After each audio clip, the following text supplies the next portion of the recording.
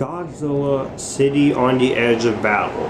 Finally, I'm getting back into the road to Godzilla vs. Kong reviews, and I've already reviewed the first part in this trilogy and the third part in this trilogy. So it makes sense for me to talk about the second part of this trilogy, and this will be the last film in the anime trilogy I'll have to review. Godzilla City on the Edge of Battle. So this picks up right where Planet of the Monsters left off, and Haruo and his allies encounter a mysterious aboriginal tribe descended from the humans left behind on Earth 20,000 years ago.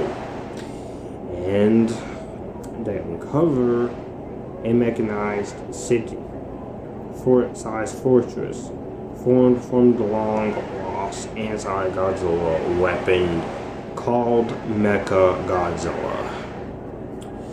That is all I can give for a plot synopsis, because just like Planet of the Monsters and the Planet Eater, there's nothing to this film.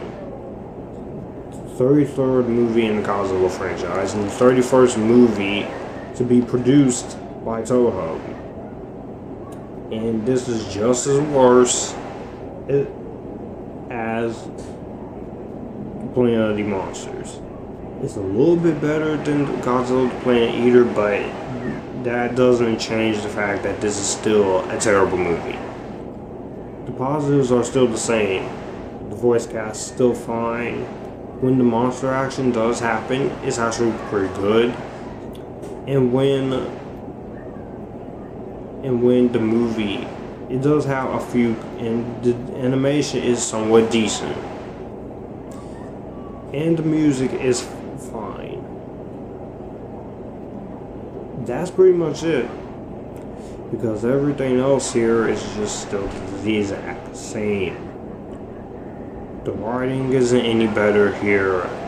This is one of the worst written Godzilla films. Besides, this entire Godzilla anime trilogy is just horribly written and horribly directed, and no wonder, because these were released back to back, so they didn't even get the time to figure out what they did wrong. An hour and 40 minutes, and it is the most boring hour and 40 minutes I've ever seen in my life. I'm not playing. It felt draggy, it felt lazy, it felt like I was just wanting to give up here. And I did watch this last year, but I'm reviewing it now.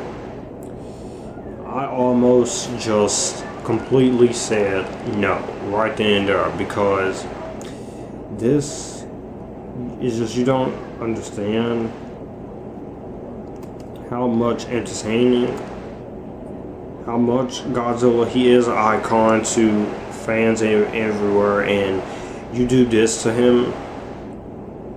No, that ain't right. That just don't sit right. Even Godzilla, big Godzilla fans like JW Universe and John Avenger 7195, even the real Mr. Robinson in Xavier Smallcock, I guarantee you that could tell anyone who's not a Godzilla fan the exact same thing. And the characters are still unlikable.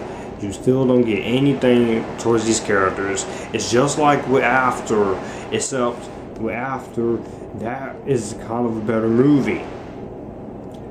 If I'm making any sort of sense. No? Okay then.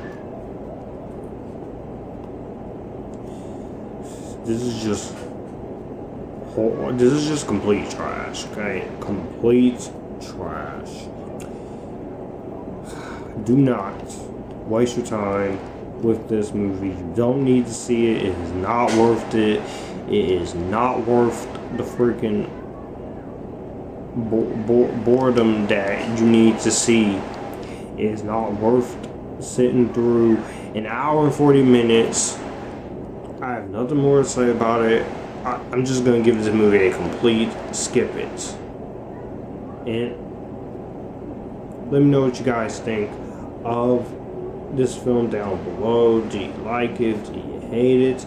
I will see you guys in the next Godzilla review, which will be probably Godzilla 1998. And I'll see you guys. That will probably be a voiceover review. So until then, you guys keep it cool, enjoying the episode.